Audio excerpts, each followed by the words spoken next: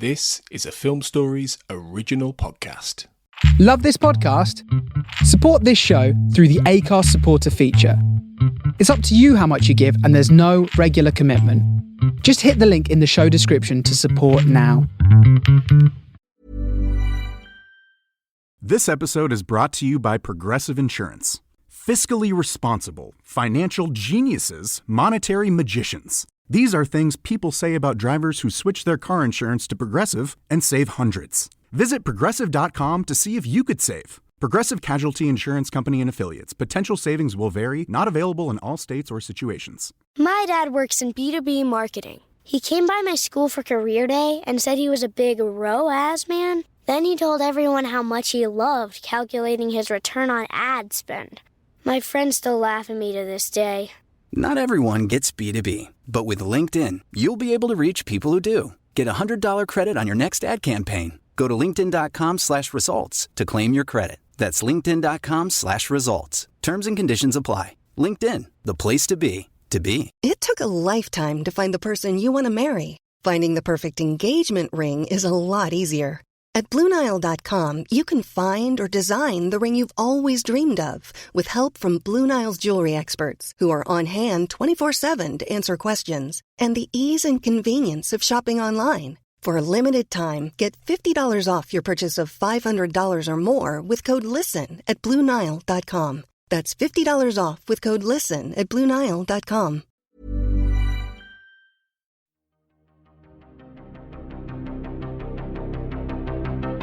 This is Writers on Film, the only podcast dedicated to books on cinema.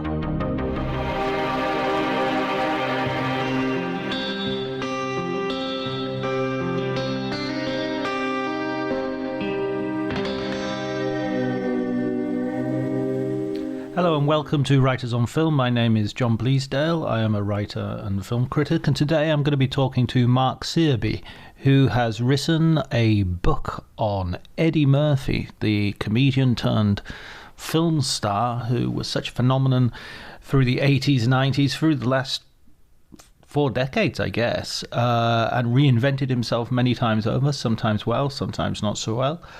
And we're going to be talking about him and his contribution to movies and Mark's book. If you enjoy the episode, please remember to like, subscribe, leave reviews. That helps a lot. Tell your friends. And you can follow me on Twitter as well at Dr. Jonty, DRJONTY. But before you do any of that, enjoy the conversation.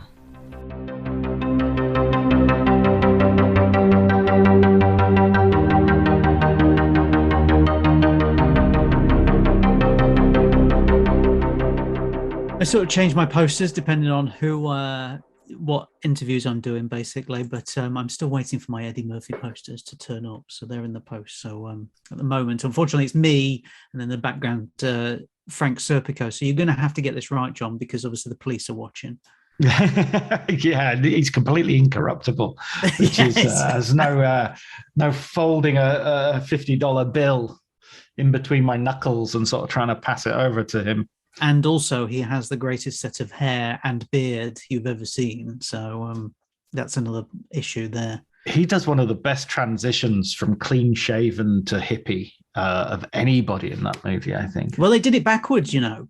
Oh, right. Yeah. So they shaved it off at the end. So Yes. I did not know that. There you go. So somebody should write a book about Pacino, really. And If only someone would. And Rik Mayall. And Rik Mayall, that would be good. Yeah, that would be interesting, wouldn't it? That would be. And also Eddie Murphy. I think also Eddie Murphy. Yes, that he warrants a book. He warrants a book, absolutely. I mean, people will say, "Hey, there's a book out there of Eddie Murphy," and it's true. There are a couple, but one of them was released just after, obviously, his late night scandal, shall we say. And it's a bit more of his personal life. And then there's one from the early 1980s, which finishes with 4 pages about his star sign. Ah, what is his star sign?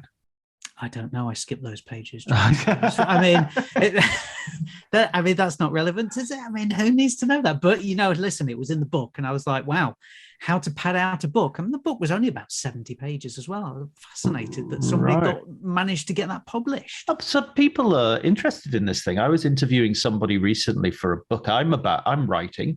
And the first thing they said was, "Oh, well, he's Sagittarius, So, and that was kind of the starting point of their evaluation of the character. He's Sagittarius. And Isn't that interesting that people see an actor or a director or somebody in entertainment first via their star sign rather than anything else? I think a lot of it happens in California. Right. Sort of. I always remember it was in Annie Hall, Jeff Goldblum on the phone to his therapist saying, "I forgot my mantra." Well, yeah, you could be right then, all about California. Yes, absolutely. So what did inspire you to choose Eddie Murphy as the next subject for your book? Well, I think much like a lot of people, I am a huge fan of Eddie Murphy. I mean, I grew up with Eddie Murphy movies. You grew up with Eddie Murphy movies. But the thing is, let's face it, there is 2 generations out there that grew up with Eddie Murphys, because Eddie Murphy has 2, well, let's say 3 different career paths now. There's the early stuff, 48 Hours, Beverly Hills Cop, the movies that you and I grew up with and know for the electric Eddie Murphy, the non-stop Eddie Murphy, the guy who was really funny and got away with a lot of things as well. And I was like, that's an interesting guy. But then you have his second career path, which is kids' movies, Shrek, Dr. Dolittle, The Nutty Professor, all the others that we won't mention in this interview as well, because they're absolutely terrible. And then you have his kind of, I don't want to say it's his comeback, let's be honest, because he's not been anywhere. It's just the fact that he's returned back to that state of adult comedy to a certain degree, Dolomite, obviously, and then, coming to America, the number 2, whether you liked it or not, it's the fact that he's returning back to that original generation, our generation. And I was like, I'm fascinated from a standpoint of somebody, as a film critic, as to how you can easily change. I mean, granted, he had some problems, but easily change from going, I'm doing this in here, and it's very adult, and then instantly I'm going to change over to doing kids' movies. And the thing is, we see it a lot now. I mean, to be fair, we see it a lot with WWE wrestlers. Let's be honest. They're either making horror movies or they're making kids' movies. And it seems like an easy transition, but you're talking about Eddie Murphy. And at that point, people weren't making those transitions. And yet he did it seamlessly. And I think people were looking on going, wow, that's really interesting. So there is that from my critical standpoint of how did he do that. And also, which I imagine we will get into shortly, is that, let's be honest here, he was one of, if not the first Black comedian to break out worldwide to a white audience. Worldwide, I mean, in the book, I think I've listed about 3 people before him, people of color who had broken out, I would say worldwide. Whitney Houston, Magic Johnson, I would say those 2 people before Eddie Murphy. People will say Richard Pryor. That's on the tip of my tongue. But do you think Richard Pryor was a worldwide phenomenon like Eddie Murphy?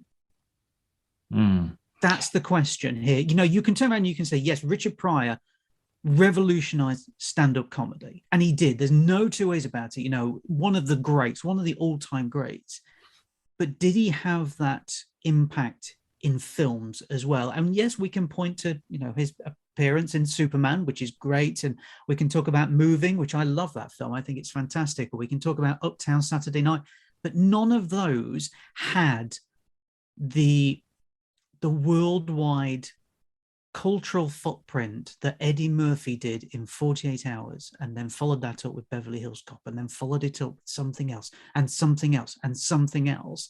So that's why I'm saying, as much as we can look at Richard Pryor and go, yes, a pioneer, he didn't have the worldwide breakout that Eddie Murphy really did. And that really interested me. I thought I was kind of fascinated by how that worked. And I think you can look at it on another level. And I'd only really thought about this after I'd finished writing the book, is that Richard Pryor to Eddie Murphy, what we were just saying, is the same relationship of Brando to Pacino.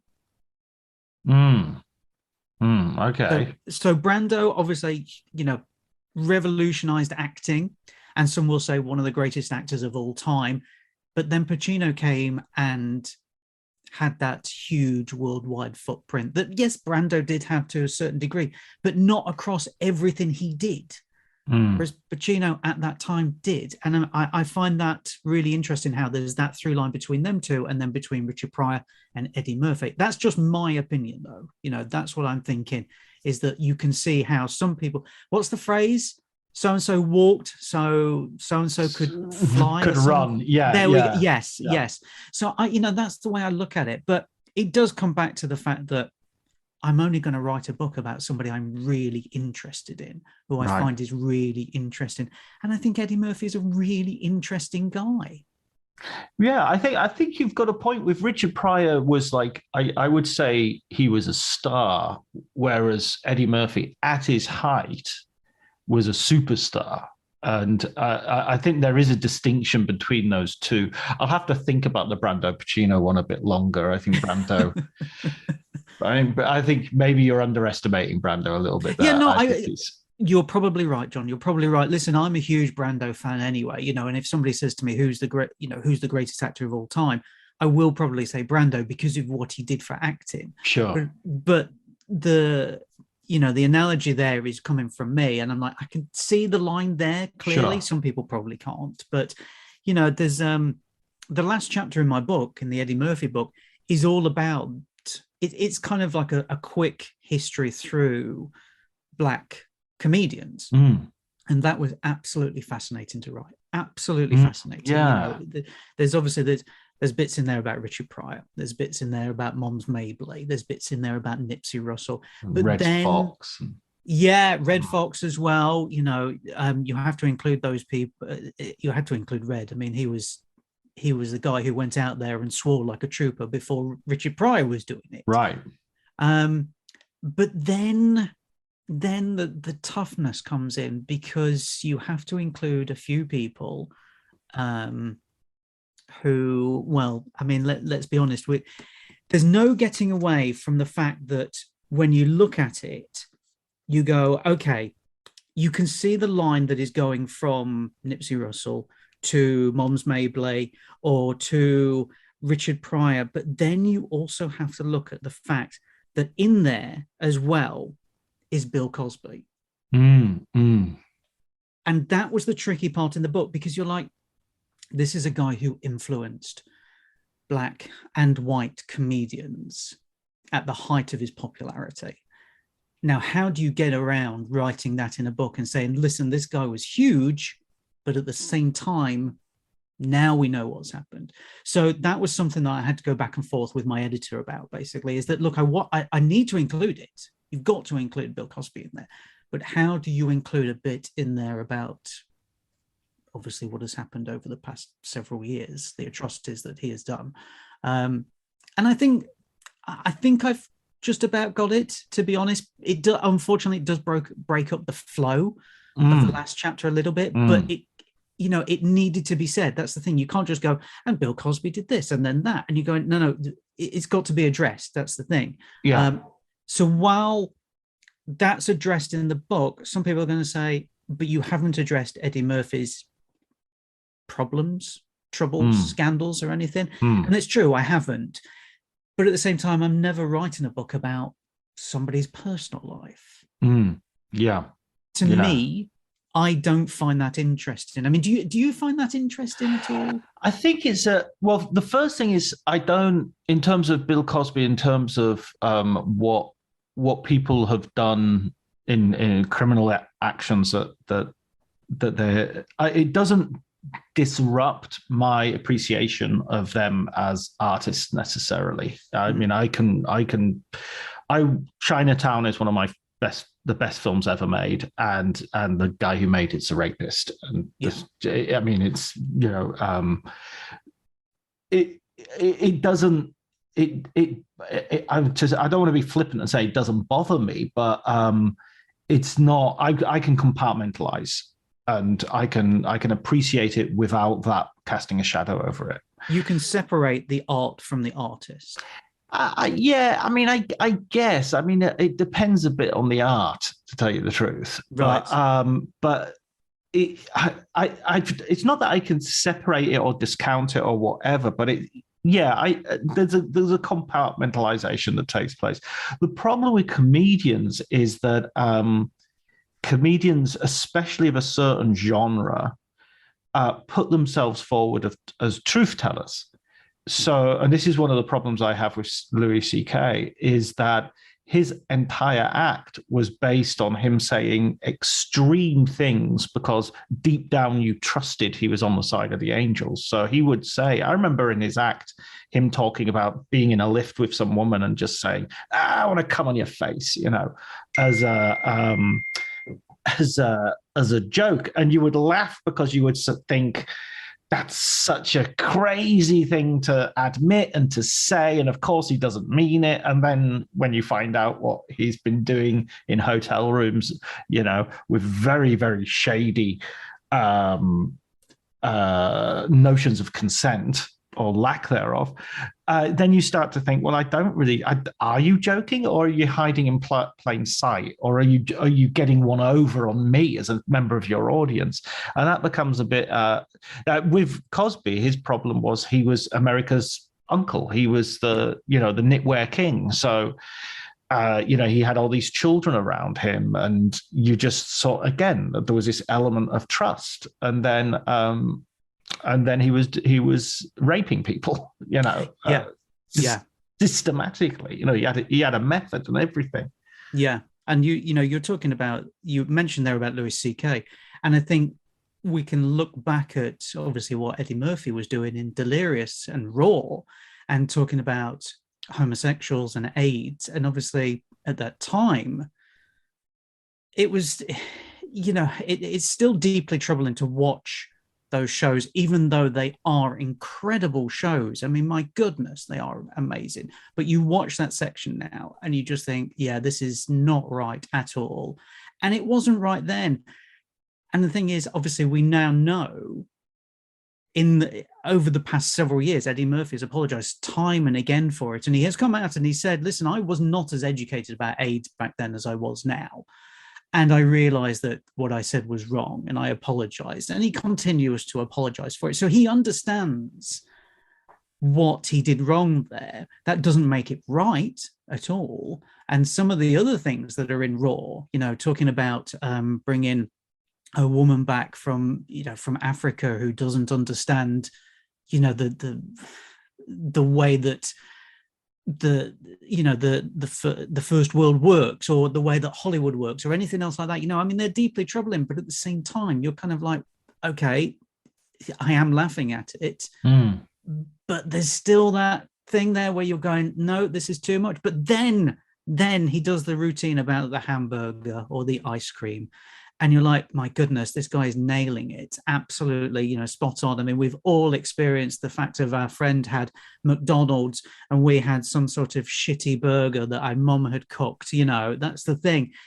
And that's the thing. He goes from those moments of sheer brilliance to moments of sheer depravity, really. But then that's the education. And as he said, he didn't know any better. And I guess when you are that famous, I mean, let's not forget, he was worldwide famous, even when Delirious was coming out, and he had surrounded himself with yes men. And that was very clear to me when I was writing the book, that very early on, he surrounded himself with his mates, as I guess we would all do, put them all on his payroll, and then nobody ever said no to him. Nobody ever turned around and said, I'm not sure this is a good idea. And obviously, for all of the great that did, for all of the goodness that did, that gave us something like Coming to America, because, he had that idea while he was on tour. Boomerang as well, a great idea, a great film as well. At the same time, nobody turned around to him and said, these moments in your stand-up, maybe you shouldn't be doing them. And I think that's that's possibly always been a problem with Eddie Murphy, is that he's surrounded himself with his friends. He's surrounded himself with yes people. I don't think it's a problem now. I think he has now realized that actually we need somebody to tell me no, which is great. And bizarrely, one of the few people who seem to have been able to do that through the years, actually, with him, is Barry Blaustein, who was one of the writers for Saturday Night Live. He was instrumental in writing for Eddie Murphy on Saturday Night Live. They wrote Coming to America together, Nutty Professor as well, Coming to America as well. They've had this long-standing friendship for decades. And from interviewing him for the book, it did seem like he had the ability to turn around and say, no, that's not funny, or no, that's not right, etc. Like, I'll give you an example. He was telling me about, there was an idea in Coming to America, so the sequel, that the guys in the barber shop, in the Mighty shop, were going to have MAGA hats. But it wasn't going to be about Trump. It was going to be about somebody else. And they didn't understand that it was about Trump. And basically, Blaustein and Murphy turned around and said, it's really funny. It really worked on the page. But at the same time, it dates the film. And I think that's an interesting choice there, because all of a sudden they go, well, this film is talking about this small time period, this 4 years, this 6 years. And after that, maybe a generation that comes to it after is going to have very small interest in that type of joke. And that to me was kind of interesting, the fact that somebody would turn around to Eddie Murphy and say, it's a funny joke, but at the same time, it's not your best. It's not working as a whole in a movie. Sorry, just had an interruption there. That's all right. That's a really good point, and I love the fact that with these interviews, you get the opportunity to talk quite a few people who perhaps people don't usually get talk about, and they give a really interesting insight into these huge, as we were already describing, a superstar.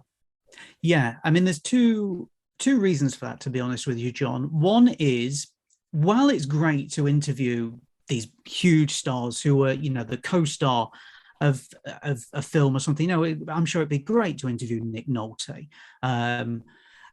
But at the same time, Nick Nolte has been interviewed time and again, and he's spoken about 48 Hours. He's not really going to tell you much more about it. Whereas if you interview somebody who is slightly down the line, they're going to have a bit more to say about it.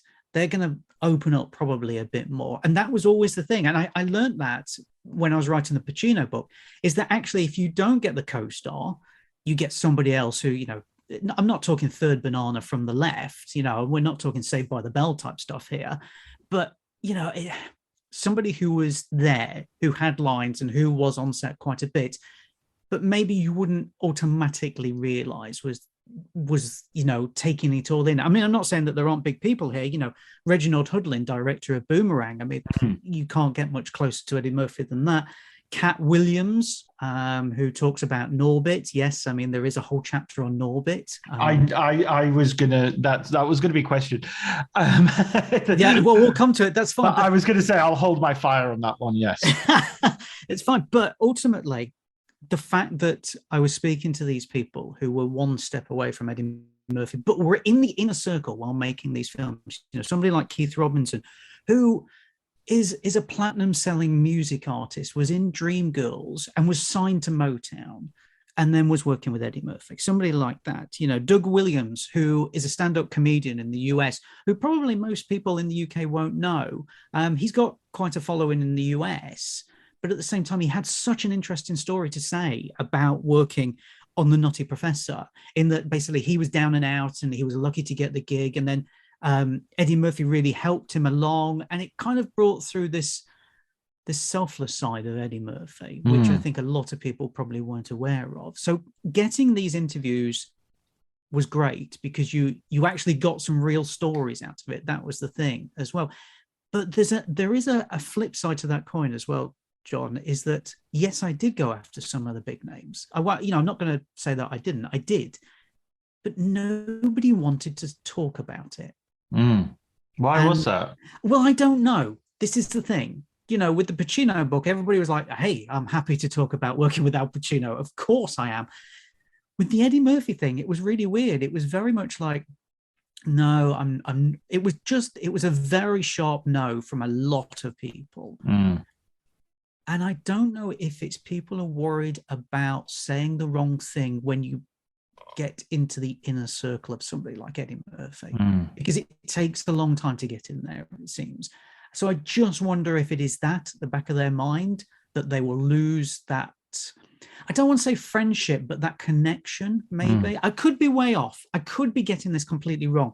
But the fact that so many people turned around and said, no, thank you, we don't want to do it, or no. I'm like, that's strange to me, really strange. You would have thought everybody would be shouting from the rooftops, I've worked with Eddie Murphy, and it was amazing. But yeah, it was very odd, very odd. He's always always might not be right, but he's had a combative relationship with the press as well. So you would imagine that he would be very protective of his image. Yeah, I think so. I mean, there's a great interview out there that I saw when I was writing the book about him. He was in the UK for the first time, and they said to him, "What, do you like the UK?" And he goes, "No, I hate it. Absolutely hate it. I'm never coming back." And I don't think he ever did come back either. That's the thing. You think nowadays, with obviously all of these world premieres, the stars fly around the world. I mean, Eddie Murphy never came to the UK for any of these movies at all. I'm talking Shrek, I'm talking Nutty Professor, Dr. Dolittle. We're going that far back. Dolomite. No. Why did he hate the UK so much? I just think it wasn't. I mean, I'm not contradicting him, but yeah, I mean, maybe. Well, it's difficult to know. I just don't think. Maybe it was the adoration. Maybe it was something like that. Like people weren't bowing down to him enough at the time. I'm not sure. But then at the same time, he is a homebody as well. He loves staying at home. This is the weird thing that I discovered as well, that he would happily make a film shot down the road, at Culver City, than go half the way around the world and film something, do a Marvel movie or something else like that, because he would rather be at home. He would rather be with the family. And that's the thing. That's the interesting thing now, is that, yes, he had the big life. He had the going out every night and, loads of money. I mean, his nickname during the 80s was Money, because he was making so much of it. Right. The cars, his house, Bubble Hill, which had a recording studio in it, and all his friends would come round, Prince would go and all of that. So he had the party lifestyle. Obviously, the song Party All the Time, is, I think, is probably self-explanatory where that came from. Yes. And then suddenly he just decided to settle down. And that came around, obviously, when he was doing the kids' movies. Because he turned around and he said, I want to do the movies that my kids can watch, because I can't show my kids Beverly Hills Cop. I can't show my kids 48 Hours. And I think that's where it all came from, is that basically he was like, well, I can stay at home and I can voice Donkey and Shrek and make, whatever it is, 50 million or something stupid. And I've only got to travel down the road. It's very simple for me. And I think he then got into that very easy groove that I think some actors do, of just doing the same type of role over and over again, because it seems to work for them and they haven't got to dig deep at all or anything. So I think that's where that came from. I mean, listen, I'm not going to knock him for continuing to take DreamWorks' dollars for doing Donkey. I mean, let's be honest, that's an iconic character. Again, we're talking about Eddie Murphy iconic characters. Donkey. Absolutely. Well, let's go back a little bit, because I'm also interested, because you seem you know a lot about comedians, and you've written about Rik Mayall, so you're obviously sort of very much into that part of culture and that area. Murphy begins like as a comedian, and you have an interesting bit in the book that I was really taken by, where you talked about how he goes to one of the clubs, I think it might be the Comedy Store or the comic strip maybe, and he does or maybe I'm just thinking of Rik Mayall too much, He just does, and he does a stand-up routine, and the guy watching him thinks, oh, like the manager or somebody thinks, oh, he's the jokes aren't good, and this isn't good, and that isn't good, but he's got real stage presence, and we can get him better jokes. But if he hadn't had stage presence, then there's nothing really you can do about it. And then from there he goes from there to sort of SNL and the rest is history, as they say. Yeah. Yeah, well, I mean, that's kind of how it started for him. And you're talking about when he was doing these clubs, you're talking about he was 15, right, 14. Right.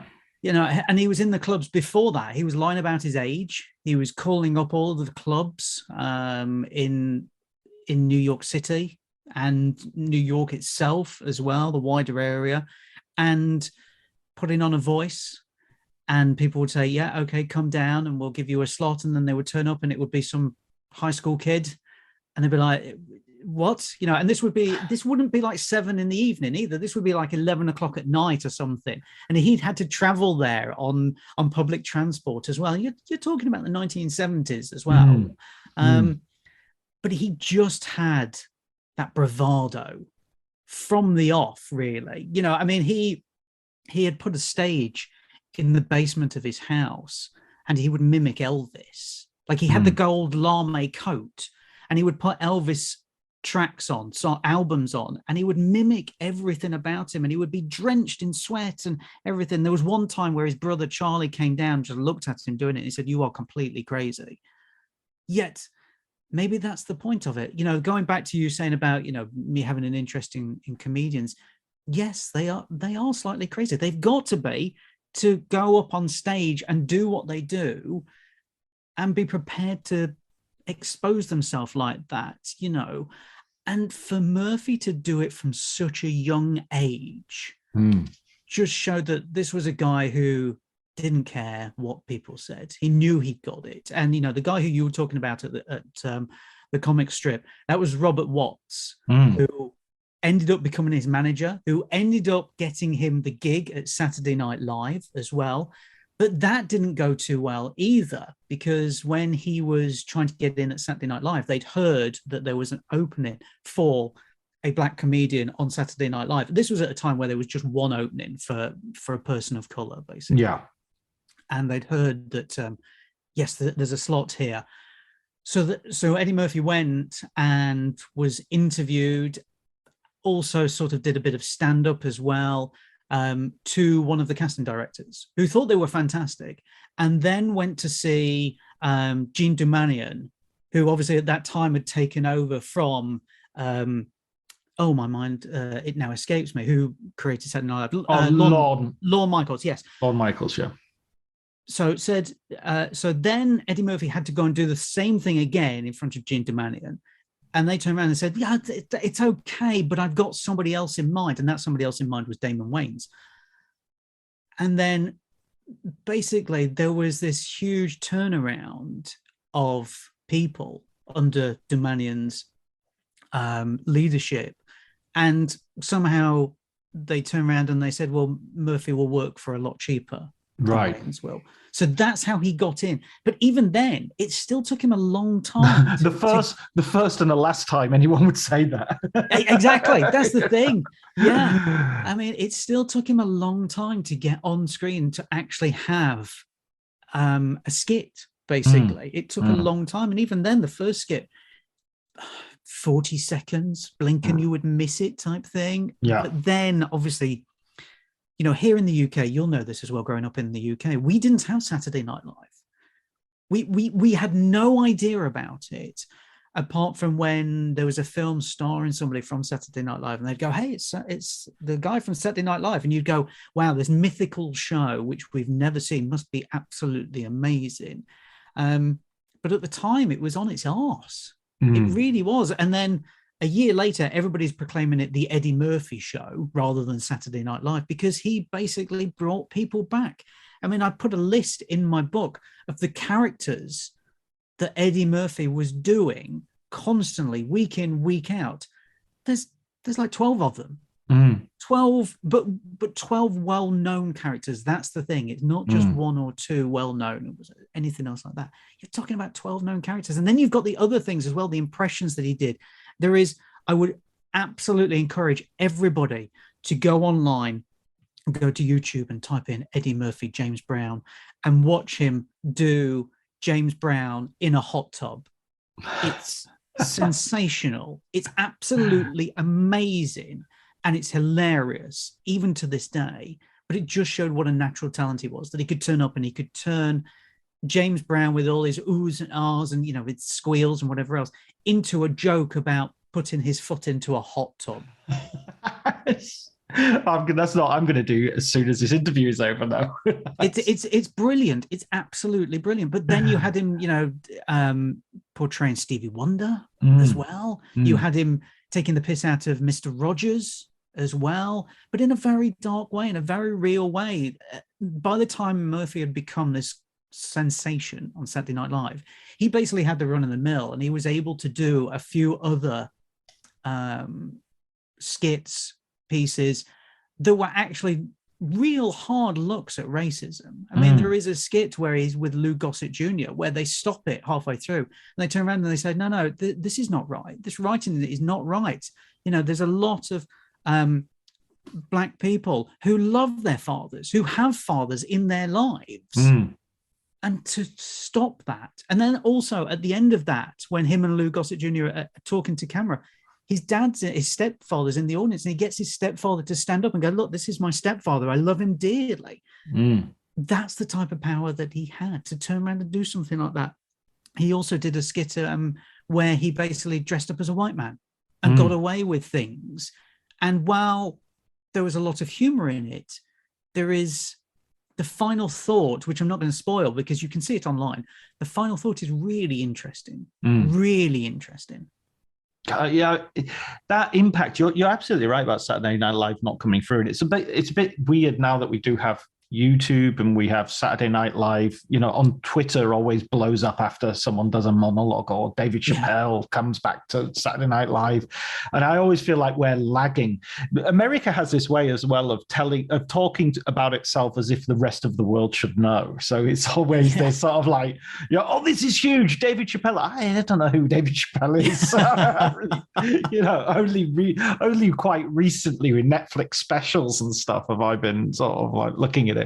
But anyway, you say in the book, and it's quite right, that the sort of transition from Saturday Night Live to movies already starts to become a sort of well-worn path, with Dan Aykroyd and Ghostbusters obviously being one example, but before that Caddyshack and the Blues Brothers, probably the first real example. I mean, you have National Lampoon's Animal House before that, but they're kind of sort of robbing a lot of people from Saturday Night Live to make that.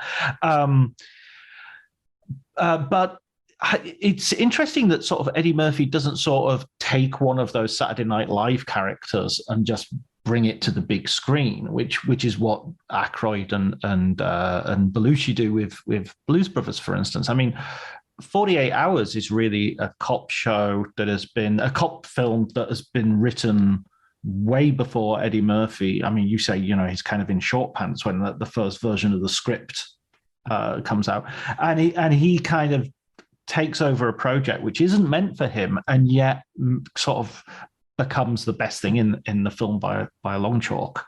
And yet the studio didn't want him at all. They saw the first lot of rushes and were like, no, we could shut it down and we can get somebody else in. And I mean, even Murphy turned round to those who were involved. So Larry Gross, who was the writer, who I interviewed for the book as well, and Walter Hill, and said, listen, I know I'm not doing my best here. I can do better. And they brought in an acting coach for him for a few weeks as well. And from that point on, he got better and better, to the point where the studio basically turned around and said, can we get less Nick Nolte and more Eddie Murphy? And you think, that's a phenomenal change for a studio to say that, for the heads of the studio. And then obviously 48 Hours comes out. It's a global smash. Eddie Murphy signs with Paramount for X amount of millions of dollars to make himself, this multimillionaire by the time he's in his late 20s. But you're right, it is a change. He didn't decide, I'm going to do a Gumby movie. Yeah. And I think that's him pushing himself rather than going, well, this character's okay, and I've already got an audience for it. He's going, let's do something else. I've got the audience. Let me see what I can do. Let me see what I can push myself with. And now, obviously, 48 Hours, slightly different because he was drafted in. As you said, it was meant for really Richard Pryor, who at that time just wasn't able to do it. But after 48 Hours, that's when he realized, I've got a lot of clout within Paramount, within the studio system, within films as well. And that's, Coming to America was just basically, while Eddie Murphy was on tour, he wrote a one-page treatment and gave it to Barry Blaustein and said, right, fill this out. I'll come back to you after the tour. And that was it, basically. The studio turned around and said, yes, we absolutely love it. Green light, off you go. The same with Boomerang, Boomerang, which is a romantic comedy with all black cast, bar, I think there's 3 white people in it. And while we see that a lot now, you think about something like Mr. Malcolm's List, which came out recently, which is a colorblind period drama. We're seeing it now, but we weren't seeing it when Boomerang came out at all. No. So Boomerang, once again, a pioneering movie. I love that film. I think it's really funny, really funny. And it that was when Murphy was starting to change a bit because he wanted to move away from being the larger-than-life electric comedic actor, and he wanted to be the sexy Hollywood star, because obviously at that time he was on the front cover of every single magazine. He wasn't just on the front cover of Ebony magazine, he was on the front cover of Playboy, he was on the front cover of People, and he was on there with his shirt off as well. People were like, my goodness, this guy is incredibly good looking. So there he suddenly thought, why don't I do a romantic comedy where, yes, I've got some funny lines, but actually it's a real look at people trying to find themselves. And also, let's be honest here as well. It's about Black people in power as well. That's the thing, because everybody in that movie is a hotshot or, really successful at business. And that hadn't been seen before either. So I think that's a fascinating change for him as well, to fill that movie with people like that and say, none of these people, none of them, bar maybe Chris Rock, obviously the brief appearance where he's the mail delivery boy. That's like the lowest person in the movie. All the rest of them are upper class, high profile, workers. Okay, maybe we can take out Eartha Kitt and maybe we can take out Grace Jones in that as well, because they're slightly different in this movie, but they're still, they're very popular in their areas. So I just think it was a change that Murphy was trying to do, and it didn't work. That was the unfortunate thing for him. I think it knocked him a little bit, because after that he was really struggling, I think, to find that foothold again. Vampire in Brooklyn didn't really work, did it? I mean, my goodness, the wig in that, horrible. And then that's when he changed into doing kids movies, basically. Just on the off chance, he was like, I want to do something for the kids, and it worked well. This episode is brought to you by Progressive Insurance. Do you ever find yourself playing the budgeting game? Well, with the Name Your Price tool from Progressive, you can find options that fit your budget and potentially lower your bills. Try it at Progressive.com. Progressive Casualty Insurance Company and Affiliates. Price and coverage match limited by state law. Not available in all states. My dad works in B2B marketing. He came by my school for career day and said he was a big ROAS man. Then he told everyone how much he loved calculating his return on ad spend. My friends still laugh at me to this day. Not everyone gets B2B, but with LinkedIn, you'll be able to reach people who do. Get $100 credit on your next ad campaign. Go to linkedin.com/results to claim your credit. That's linkedin.com/results. Terms and conditions apply. LinkedIn, the place to be, to be. And he was like, well, I'm going to play in this sandpit for 20 years. Yeah, it's so him moving from Saturday Night Live and not doing that traditional route that we've seen was, I do think it was him deciding, I'm not going to rely on that. I'm going to keep trying and pushing myself. I'm going to keep trying and doing other bits and keep trying to better myself and try not to just be typecast in one genre as well. Because you would say Eddie Murphy is a comedic actor, but at the same time, you wouldn't turn around and say, well, he's just a kid's comedic actor. You know, I think that's the thing. And this is what I was saying to you earlier, is that you and I think of him in Beverly Hills Cop or 48 Hours. But if you talk to your kids, John, chances are they're going to turn around and go, yeah, he was great in Shrek, or he was great in The Nutty Professor or something. And that's such an interesting change. To me, it is anyway. Yeah, I think you're right about him not being, but it's an interesting thing that you have him dressing in his, trademark red leather, not, onesie, and really absolutely putting out front there the sexuality and the whole, there's a sort of aspirational, loud and proud, maybe not necessarily as sort of coherently political or radical as some other comedians had been in the past, but there's definitely, he definitely is. 48 Hours has it where he's, I'm your worst nightmare. I'm a black man with a badge. Yeah. I won't say what he says because obviously, but he's showing this motor mouth sort of confident, in your face sort of black identity, and for some reason it's having a huge impact on the black community, massively popular, sort of unsurprisingly perhaps, but it also for some reason also speaks to white America, and it has this thing. Now then he transitions, as you say, into this, you get that. I think Trading Places is one of his best performances as well. You also get that in Beverly Hills Cop, and then when he goes towards it reminds me a little bit of Peter Sellers. There was a bit in Peter Sellers where he was in Casino Royale, and the director of that film, initially, Casino Royale was supposed to be Peter Sellers all the way through it. It was supposed to be, he was the main actor, and he disappears like a third of the way through the film. He's just not in it anymore. And the reason was one of the directors said he didn't want to do a satire of James Bond. He wanted to be James Bond. And when he sabotaged the movie when that wasn't what the filmmakers wanted to do. And I sort of get that feeling with Eddie Murphy, that there came a point where he didn't want to be the poor guy or the cop from Detroit he wanted to be the guy who's in charge of everything.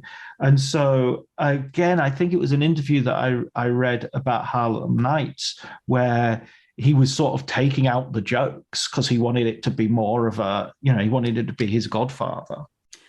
Is it? I've done a chapter on Harlem Nights in the book. Yeah, it was great. It's a good read. And it was interesting to go back to that movie because there's a lot of love for that movie now. Right. I still don't think it's a very good movie. And I outline why in the book. But I think the worst thing that came out of that movie is the fact that Eddie Murphy got 3 generations of famous black comedians together. And it didn't work. And it didn't work on a personal level either. And I think that really hurt him. I really do. The fact that he got Richard Pryor into this movie and he was like, my hero is in the movie with me, he's on the same side as me, we're going to have all of the same jokes, we're going to have it great, and I'm going to be able to just by osmosis take in some of that Pryor magic. And it didn't happen because at that time Pryor was he was secretly struggling with MS, and nobody knew. So basically he would turn up on set, do the thing, and then go home. And I think that, that was a disappointment for Murphy, even though he didn't know that he was ill. I think it was a disappointment that he didn't get to hang out with him and understand more. And the same with Red Fox. Obviously Red Fox was getting on by then as well. So I think it was one of those real disappointments for him. And yet there are some really interesting style choices in that movie. Like, the movie looks brilliant. It looks gorgeous. It really does. And it's a movie where it's basically, it's a role reversal, basically. The black guys are on top and the white guys are underneath, trying to come up from underneath. That's the thing. And we hadn't seen that either, really. You could say that there were maybe a few blaxploitation movies, but they hadn't broken through into the mainstream like Harlem Nights did. So there is some interesting bits in Harlem Nights. But when I was researching it, I did discover that after a while, where it wasn't really working for Murphy, he started to lose interest in it. Started not turn up on time. And you're talking about a guy who is starring in it, producing it, has written it, and is directing it. So, he needs to be there all the time. Yeah. But it got to a point where he just went, this is not working for me at all. And this is a real disappointment. There's a great quote that I use in the book. A journalist had asked him if he would ever work with Richard Pryor again. And he said, I don't have the quote to hand, so I'm going to slightly paraphrase it. He said something like, it's like if you ask a mountaineer if they're going to scale Everest again. Fuck no. And you think that's really brutal. That answer is really brutal for a guy who he had posters of on his wall. And, people say you should meet your heroes. And I totally agree with that. I've met people who I've absolutely adored through my life, and they've been brilliant. But when you have that sort of reaction and feel like they're doing something you want to do, turn out to be not what you expect, you can see how demoralizing that would be for him. Yeah. And why he probably changed paths.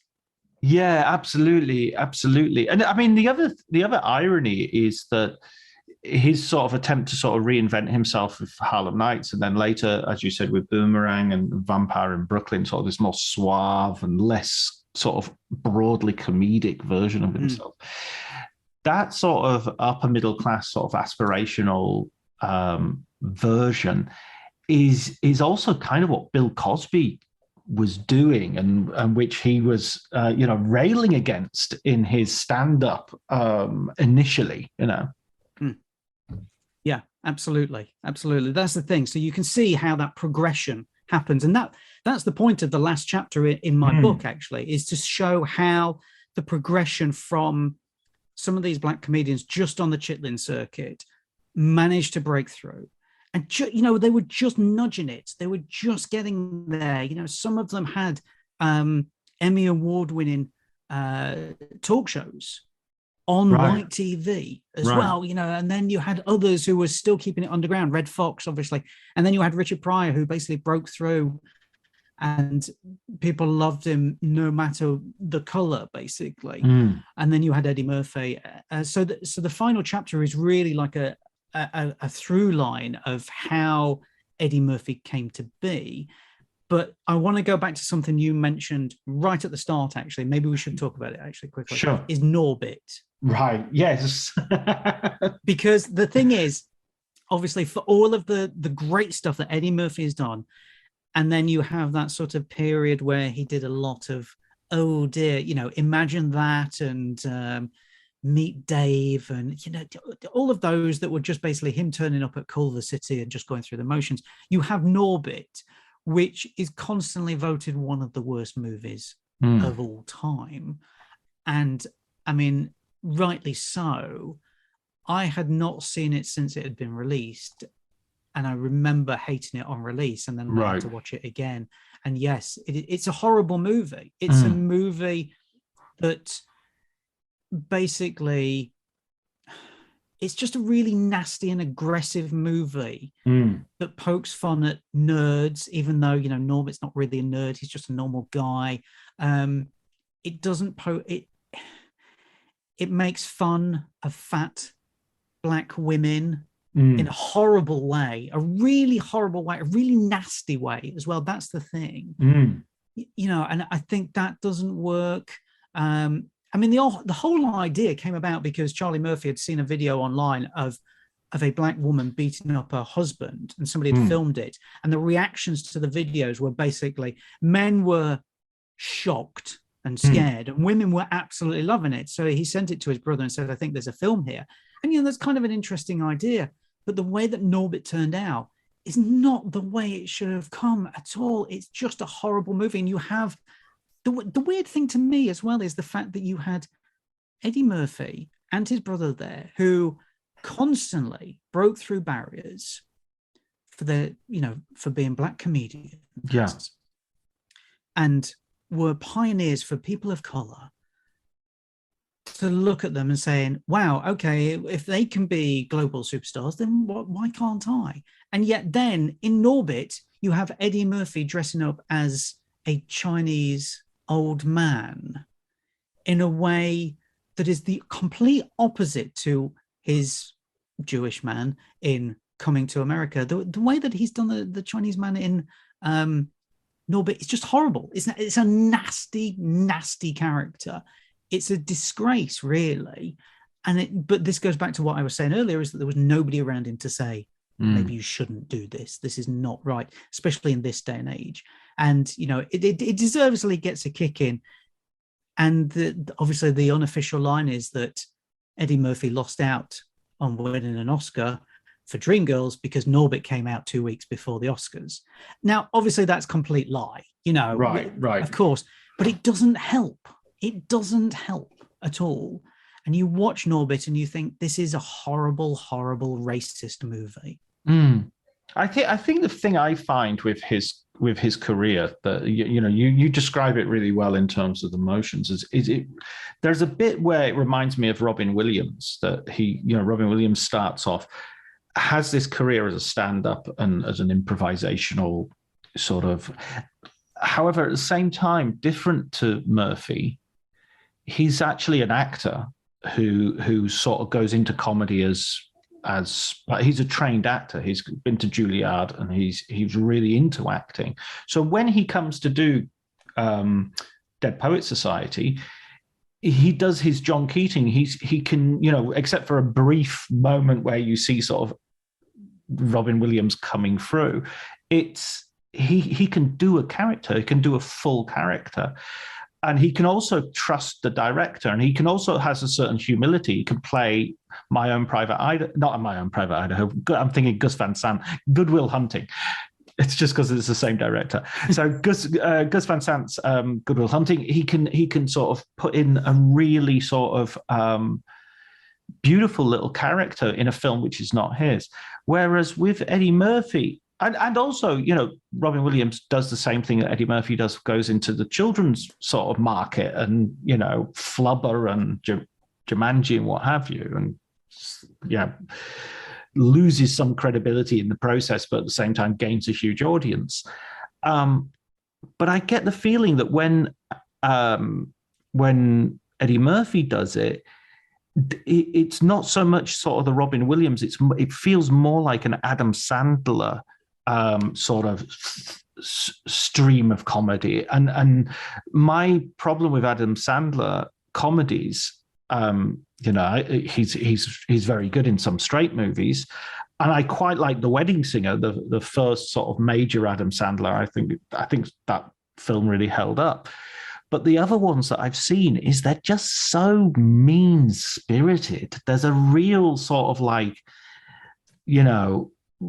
elements of grossness to them, elements that you're always laughing at a certain character, a certain marginalized character. The asshole is always clearly an asshole who needs to get his comeuppance, and it kind of is that, it's a cinematic equivalent of punching down. I mean, personally, I think that punching down idea is a bit stupid, because I think even if you have the character who you're going to set up for a fall being like the CEO of the company, if they're just they're playing into everything everybody hates, then even though he's the CEO, it's still sort of punching down, because it's still so obvious. It's still so, so that's my That's my and here we can also link Al Pacino. Adam, the toxicity of Adam Sandler spreads into all your heroes, Mark. I know, it's terrible, isn't it? I mean, you were talking about Adam Sandler, and all I was thinking, I was getting flashbacks to watching Jack and Jill, in 2016, and thinking, exactly, I can't believe I have to watch this. I mean, it's just horrible. But you're saying about punching down. Comedy should never be about punching down. Right. It should always be about punching up. And going to my other book, Rik Mayall, that's all that Rik and the alternative comedians did. They punched up. They punched up against the Tories. They punched up against the government, and that was what made them famous. Obviously, being funny as well. But when you're punching down, it's just, as you said, it's mean-spirited, it's horrible, it's nasty, and it got to a point where you just thought, "What? Why? Why?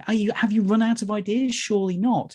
But I think you do have an interesting idea there about, there is that sort of link between Eddie Murphy's movies and Adam Sandler, in that it's basically at a certain time, they just decided to take the easy money and just keep regurgitating, hey, look, I'm going to do this. And, it's really the same sort of character as this. I haven't got to really think about it. And it's all very easy for me. And, Disney are paying me $7 million for this. And I'm on set for 6 weeks and I can go home every night. Listen, I get that. At the same time, you're a great actor.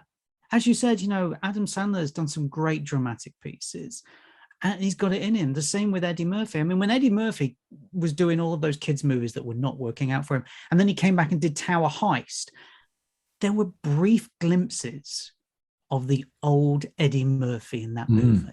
And you look at the reviews, and I put them in the book as well. You look at the reviews, and every single person praised Eddie Murphy's performance and said, yeah, the film's okay. It could do with being other things. But the thing is, that wasn't meant to be that film anyway. It was basically meant to be Eddie Murphy was taking it on, and it was going to be an all-black cast.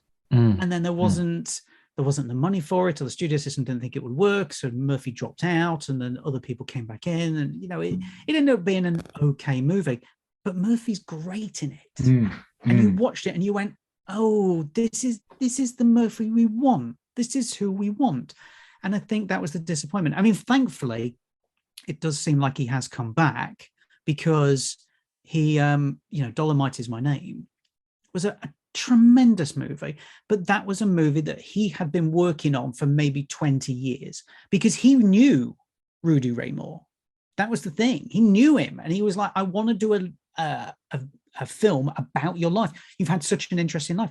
And I think he nailed it. I really do. I think it's such a good movie for Netflix. And it was one of the first Netflix movies that sort of broke out and went into cinemas and actually started getting a lot of awards love as well. I mean, granted, it didn't win too much, but it was one of those movies. And I think that's the interesting thing about it, is that suddenly within, when Murphy's got a project that he loves, that he's been working on for so long, he puts so much effort into it and it works. That's the thing. It's just the other movies where you go, oh, he's going through the motions, and that's the disappointment. But then, I mean, how many scripts is he being thrown at? That's the thing. He's being given so many scripts because he's under contract. I mean, in the book, I've written a list of the movies, or at least some of the scripts, that he was being offered by 1980. So 1986 turns around, he's one of the biggest things ever. I'll give you a list of them here, John. I mean, it's just relentless. So here's some things that were thrown his way. Music mockumentary, Soul, Soul, Soul. A Vietnam movie called America 1990. A Planet of the Apes type movie that would see the human hero, Eddie Murphy, crash land on an island inhabited by babies. That was going to be called Big Baby. An all-black remake of The Magnificent Seven.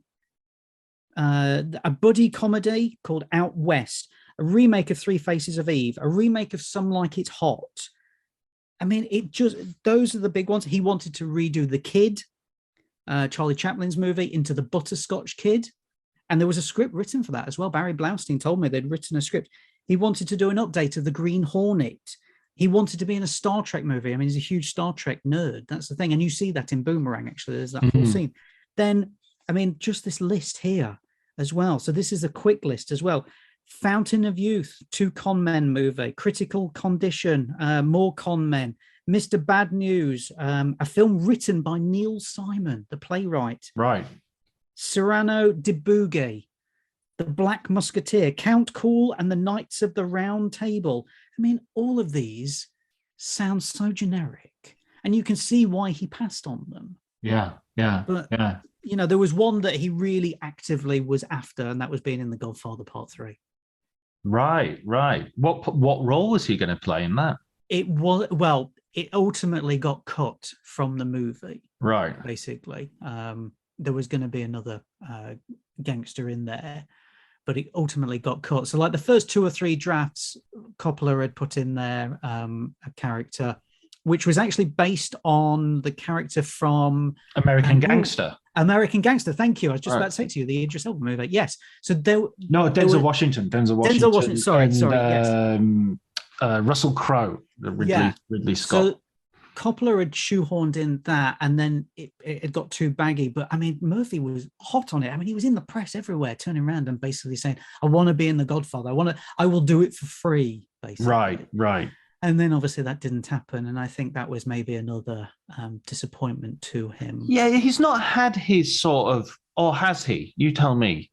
His sort of John Keating role, his serious dramatic role. That I guess Dreamgirls is the closest. I mean, Dreamgirls is a phenomenal piece of work, right? And he's brilliant in it, because really, you're right. That is so against type. You have a womanizing alcoholic singer, which obviously is ripped direct from real life. Sure, there are many who have passed that it's based on, but nobody expected Eddie Murphy to be in that role, and that's the only person who the director wanted. Just turned around and was like, "I want Eddie Murphy," and Murphy was really reluctant to take it, because obviously it was out of his comfort zone. And yet he practiced every single day at home for hours on end to get the dance moves right and to get the steps right, and everything that basically made James Thunder Early this nasty asshole in the movie that you ultimately hate. And it worked. That's the thing. Like the amount of love he got, the amount of awards love he got as well for it. You think you could have done more. That could have been your entry into doing more. And unfortunately, it wasn't, because, as we said, the next thing that comes out the gate is Norbit, which from the sublime to the ridiculous. Exactly. Yeah. But yeah, to answer your question, he has got that ability to turn into a very dramatic actor. I just wish he would have that confidence to do it. And that's the weird thing to say, is that because we were saying earlier, this man is full of confidence, turning up at a comedy store at 14 years old and doing something and outlasting some of the comedians who've been doing it for 20 or 30 years and getting better receptions. And yet it's a man who was worried about doing straight roles. But then at the same time, maybe that is the worry that comedians always have. Can I become a straight actor? And, you mentioned Robin Williams there. And I think that's a very good example of somebody who we all know and love as a comedic actor. But you look at his serious stuff. I mean, his performance in Homicide, the episode of Homicide, TV, Life on the Street, was brilliant. And that was kind of the stepping stone for him to take on more serious work. And I just kind of wish that maybe Murphy had, pushed himself a little bit more. Maybe he will. But I mean, pre Mork and Mindy, Robin Williams was doing serious acting. I mean, it's not. He's definitely had that. The comic thing was open to him, and he loved improvisation, and that was sort of his thing. But yeah, I don't know. I see what you mean about Eddie Murphy and these, but I think maybe there is a gap between sort of confidence and bravado. I think the 14-year-old turning up is bravado rather than, it's about stuffing your lack of confidence into a bag and not showing it to anyone, Yes, it's very true. But at the same time, Murphy didn't need that. That's the thing, he had that attitude even at school. Like he would turn up at school and have a briefcase. Right. And in that briefcase was a notepad with jokes on it. Right. That's all that was in there. It wasn't schoolwork or anything else like that. Yeah. And you're like, who turns up to school, even in the 1960s or the 1970s, with a briefcase? Yeah. I mean, that's the type of attitude he had, is that I'm going to be a star. You know, I mean, there's that great story of the fact that one of the people who worked on Saturday Night Live went into one of the toilets on the floor there, and somebody had written on the wall, Eddie Murphy #1 in biro. Yeah. And it wasn't big. And then he went into the same stall a few months later, and it had been scribbled over with the same words, but in big fat marker. Right.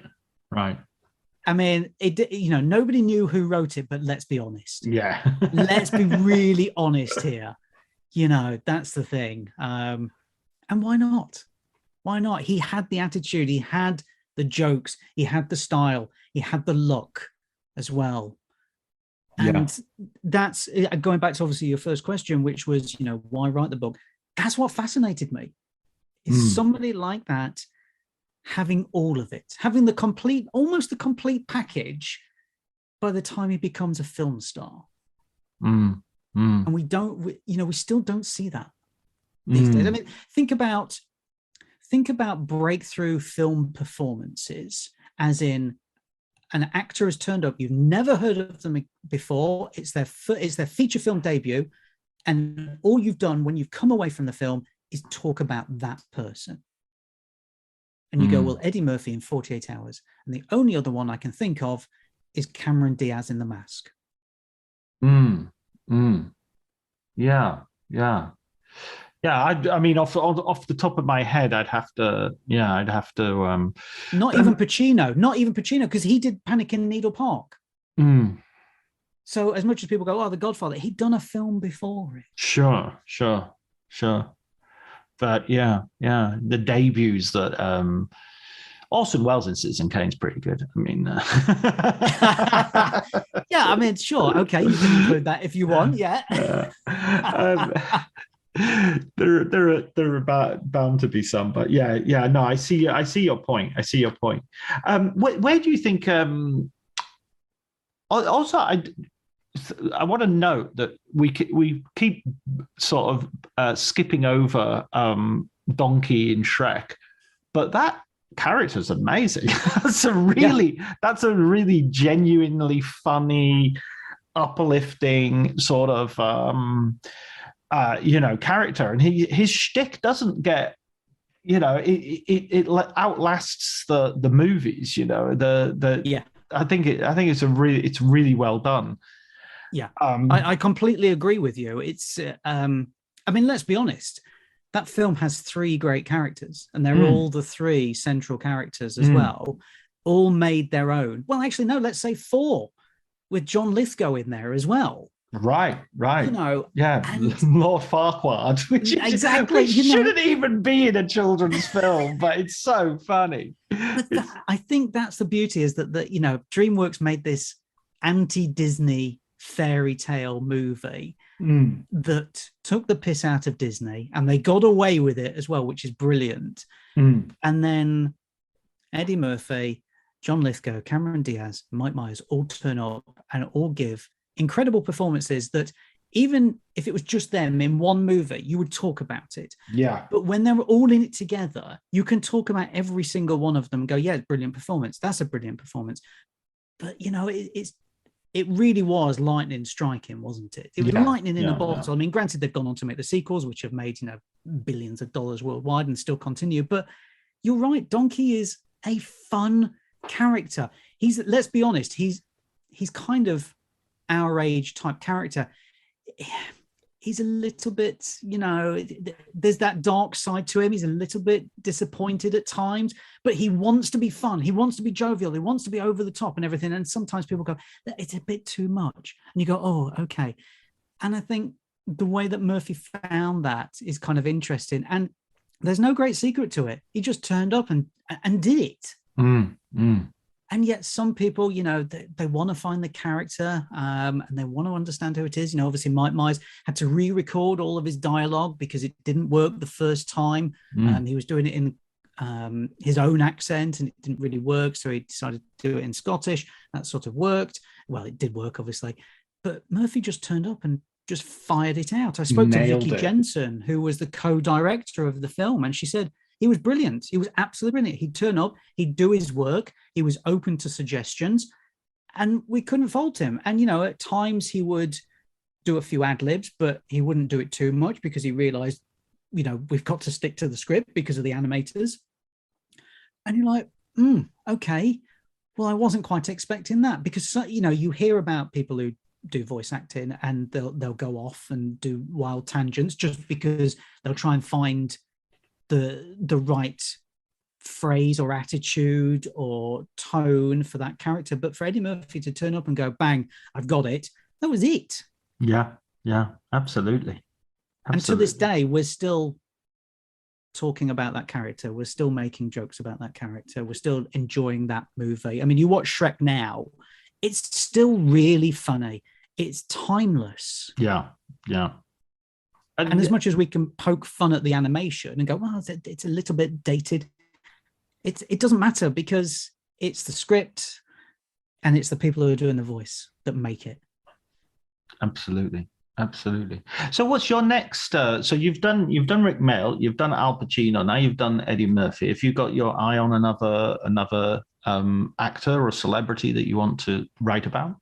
Not really, to be honest. I like writing, but then everything that comes with it, as you'll know, as most people might know, that, you write something, you go, this is amazing. Then you read it back and you go, this is absolutely terrible. I'm the worst writer in the world. So, it's that crisis of confidence. But I don't necessarily have somebody at the back of my mind. I mean, I didn't really think about the Eddie Murphy thing until, obviously, COVID struck in 2020. And I thought, well, I'm stuck at home. What else can I do? And, creatives are going to create. Yeah. I mean, I'm not saying that I'm the ultimate creative. I like to lounge on the sofa quite a lot. But I just thought, what else is there to do? So I thought, well, he's an interesting guy.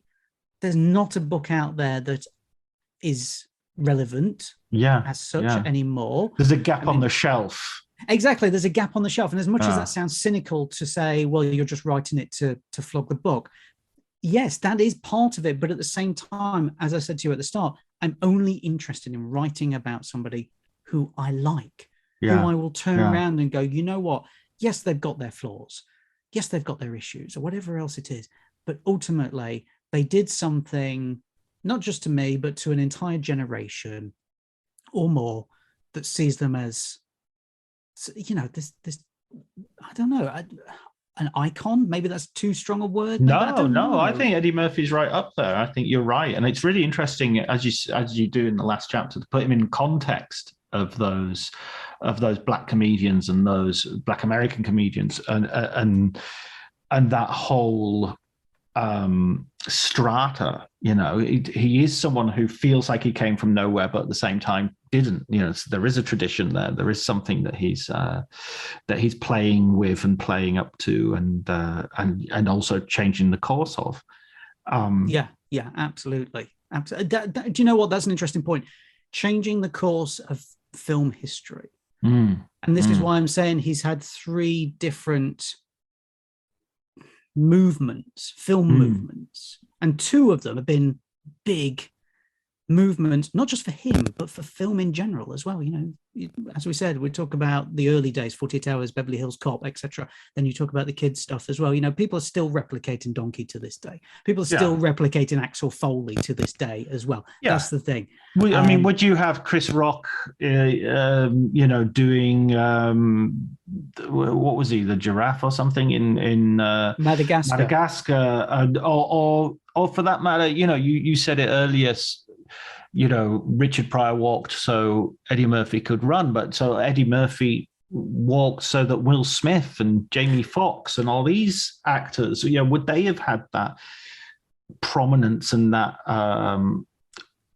ability if it hadn't been for Eddie Murphy sort of breaking down some of those barriers, and also some of that sort of like FU energy of like, pay me my money, show me the money. And then turn around and flashing it as well. That's the thing, because that was a brave thing to do.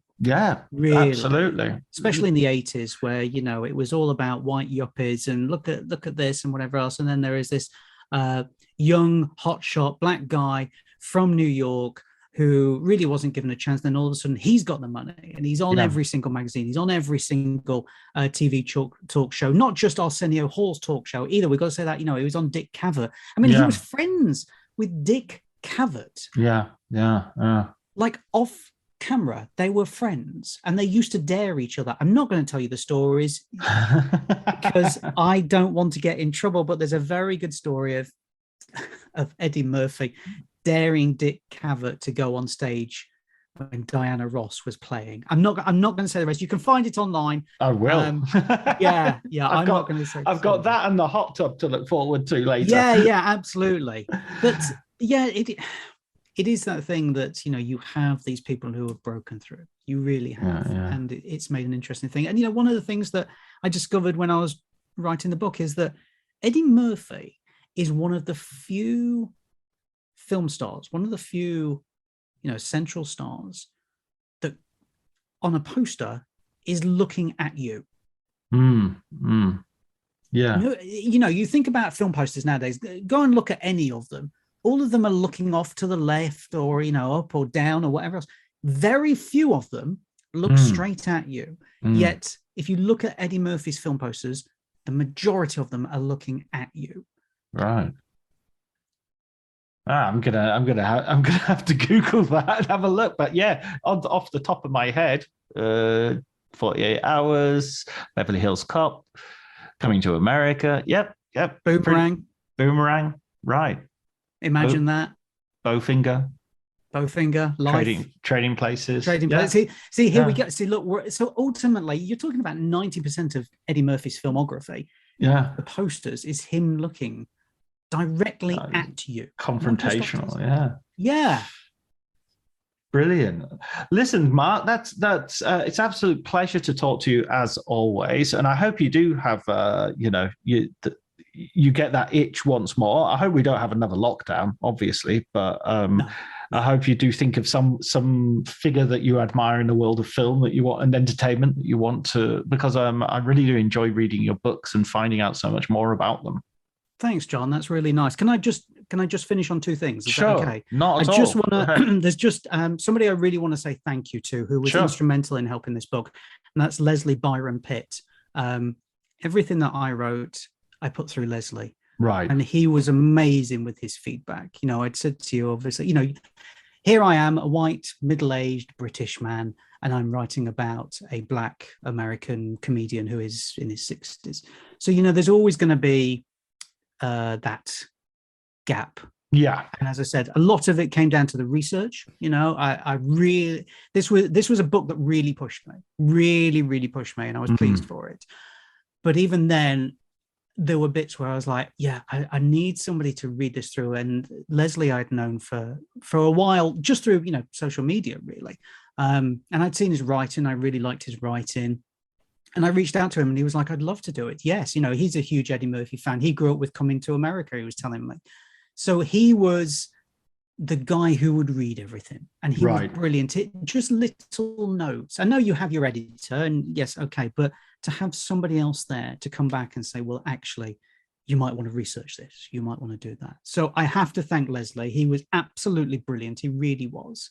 And I'm thankful that I had somebody like that to be the second eyes, basically, on the book. Yeah.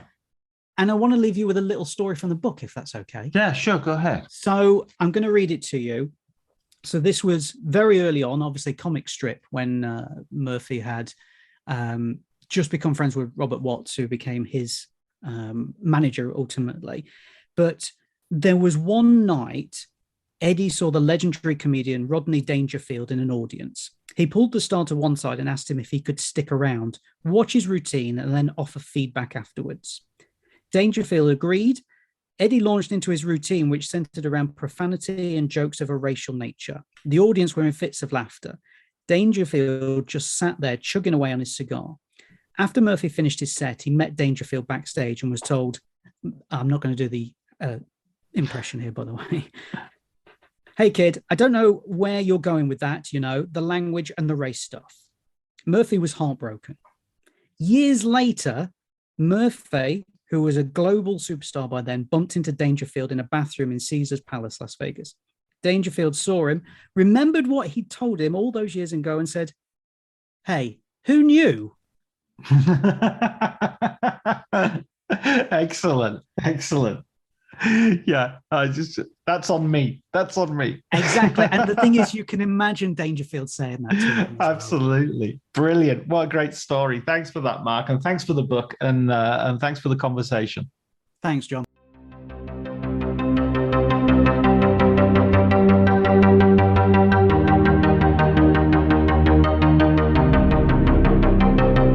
So that was our conversation on Eddie Murphy. I hope you enjoyed it as much as we obviously did. Had a great time. If you have any questions or suggestions for future episodes, please get in touch. Don't hesitate. You can reach out to me via Twitter or my email, drjohnty with a H this time at gmail.com. Let me know what you think. And as I said, any suggestions for the show, guests, less use of the word absolutely in replies, anything at all, that'd be great. Okay, till next month. Till next week. Thank you to Elliot, of course, for the music, and to Ali for the artwork. And until next week, please take care.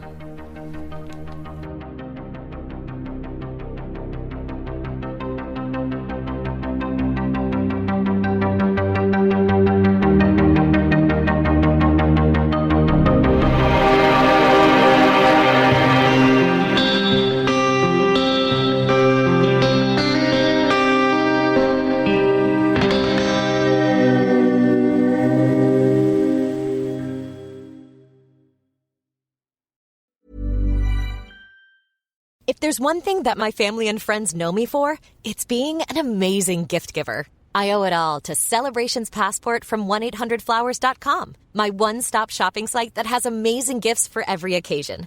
With Celebrations Passport, I get free shipping on thousands of amazing gifts. And the more gifts I give, the more perks and rewards I earn. To learn more and take your gift giving to the next level, visit 1-800-Flowers.com/ACAST. That's 1-800-Flowers.com/ACAST. Cue the fireplace and your favorite fall movie. There's nothing better than a cozy evening at home with a glass of First Leaf wine. First Leaf is a personalized wine club that delivers right to your door. Sounds magical, right? They get to know your favorite tasting notes, which varietals you enjoy, and whether you prefer sweet or dry wines. So in every shipment, you get bottles tailored to your unique palate. Go to tryfirstleaf.com/fall to get your first 6 wines for just $44.95 with free shipping. This episode is brought to you by Progressive Insurance. You chose to hit play on this podcast today. Smart choice. Make another smart choice with Auto Quote Explorer to compare rates from multiple car insurance companies all at once. Try it at progressive.com. Progressive Casualty Insurance Company and Affiliates. Not available in all states or situations. Prices vary based on how you buy.